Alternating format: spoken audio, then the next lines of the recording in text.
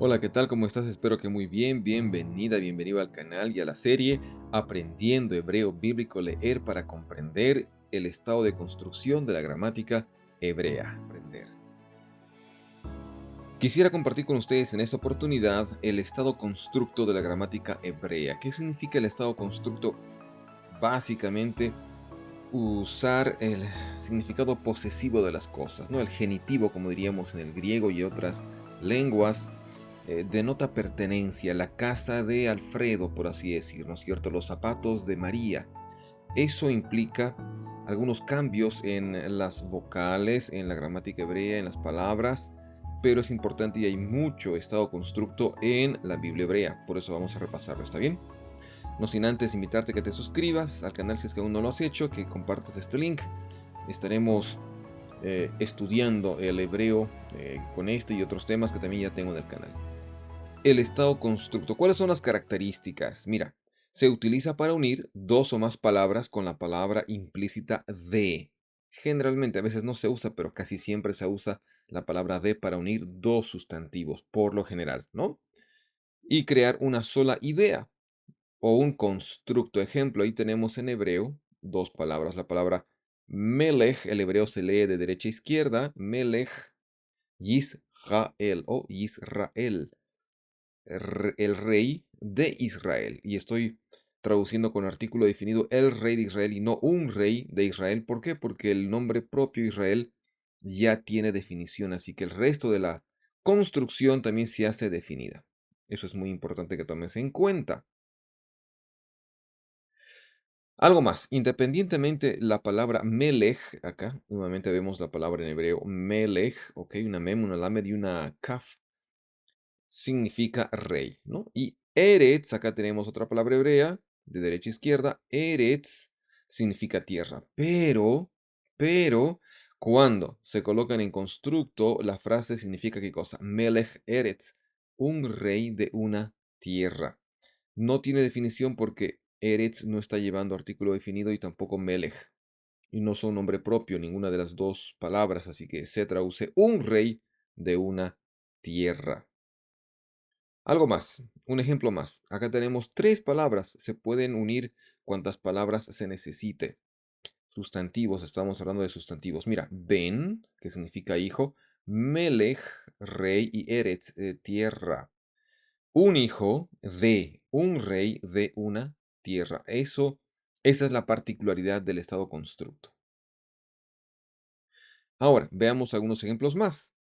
Acá tenemos el cambio de algunas vocales, porque la palabra casa en hebreo se escribe bayit con una A, pero aquí tenemos una yo que es una E larga. Mira, beit, beit ish.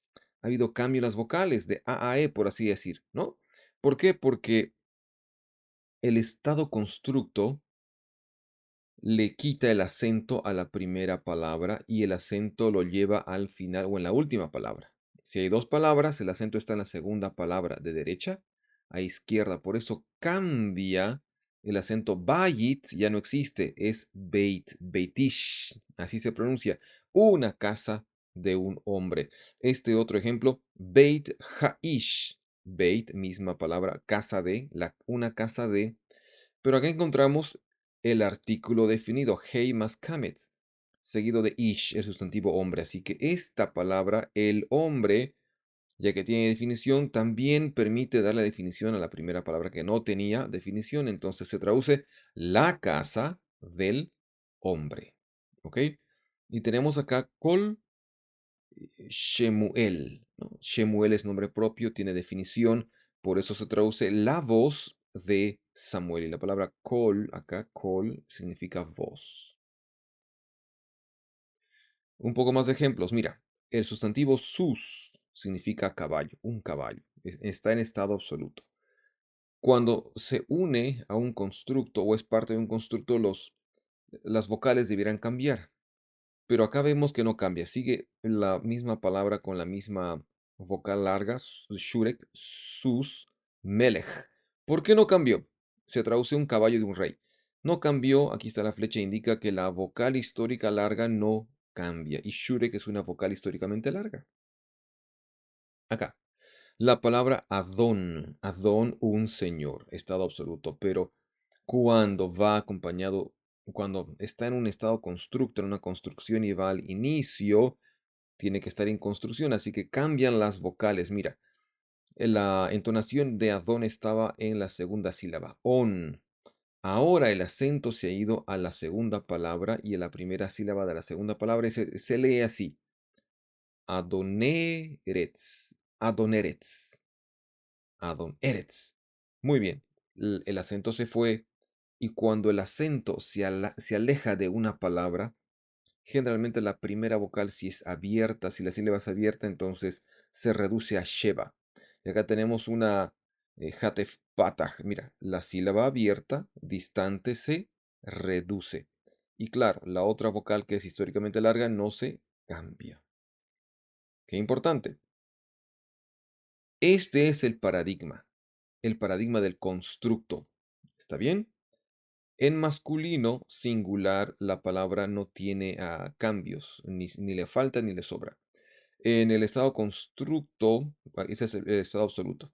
En el constructo dijimos que el acento se va de la primera sílaba de la primera palabra, perdón, a la última palabra. Ese es el cambio. Y puede que aparezca esta rayita que se llama makef para demostrar la unidad de dos palabras o más. Pero cuando tenemos un sustantivo masculino plural, sabemos que la terminación es hirek yod mem, im. ¿No? Todo lo que suena a im me dice que es un sustantivo masculino plural. Podría ser también adjetivo, pero es masculino y plural. Ahora, en constructo, el masculino plural se pronuncia o se escucha ei, no im, ei, acompañado de sere yod al final de la palabra, en constructo, ¿ok? Y el acento se va a la siguiente palabra, a la última palabra. Entonces, en dual no existe constructo, ¿no? Es simplemente el mismo plural. Vamos con el femenino absoluto. Generalmente encontramos una kametz y hei, pero el femenino constructo singular no lleva hei, sino lleva tav. Y no lleva kametz, esta A larga, sino la A corta. Patach tav. ¿Ok? Y el acento cambia y se va a la siguiente palabra. En el eh, plural femenino absoluto encontramos la terminación ot.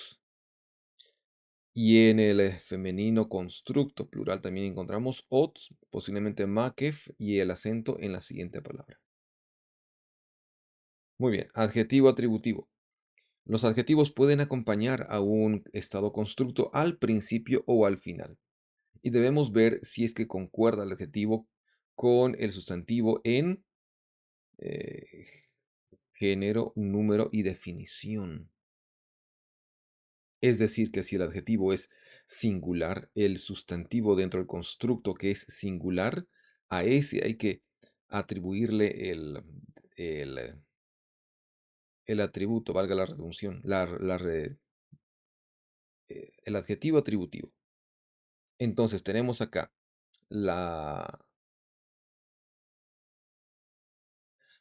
el adjetivo atributivo.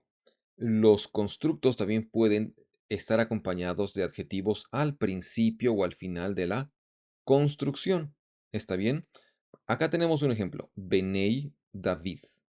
Los hijos de David. Y acá tenemos el adjetivo. Hatzadik. Hatzadik.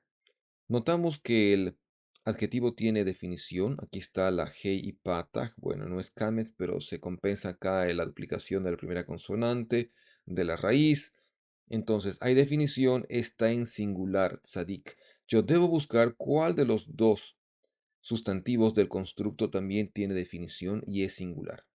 Es decir, el adjetivo que atribuye cualidades a un sustantivo en el constructo debe coincidir en género, masculino, femenino, en número, singular, plural y en definición. Noto que Benei es plural, hijos de, y David es singular. Además que David tiene definición por ser nombre propio. Así que Sadik justo está atribuyéndole algo al sustantivo David y no a hijos, porque hijos es plural, David es singular y Sadik también es singular. Sadik es justo.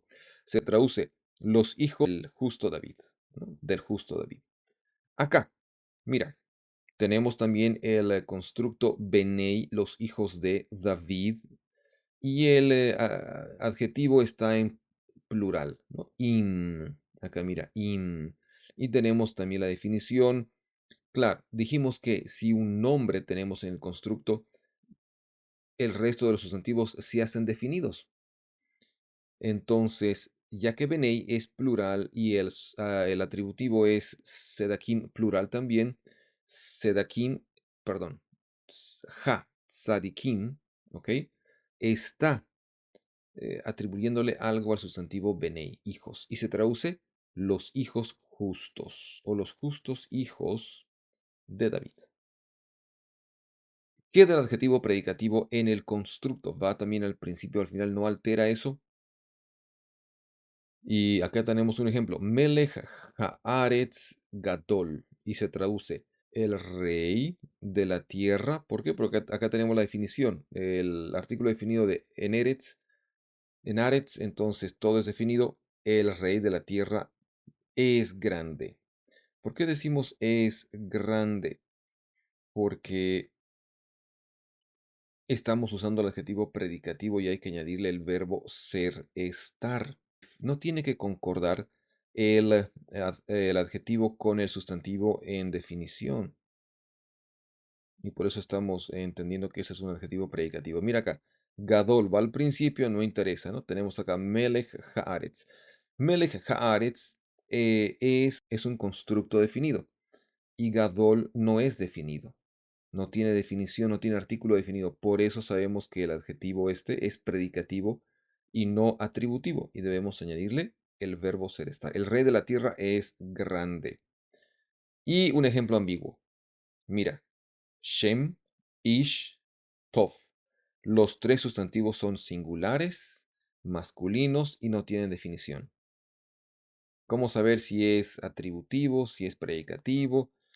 Es ambiguo, puede ser cualquiera de estas opciones. Por eso podemos traducir la buena fama, bueno, una buena fama de un hombre. Un buen nombre, Shem, significa nombre, pero se traduciría mejor con buena fama o reputación. Buena fama de un hombre, fama de un buen hombre. Aquí Tov, bueno, está calificando al sustantivo hombre, más antes está calificando al nombre, a fama, pero también puede ser predicativo. La fama de un hombre es buena. Bien, este fue el estado constructo. De manera rápida lo vimos, pero te das cuenta que es importante para entender y traducir correctamente.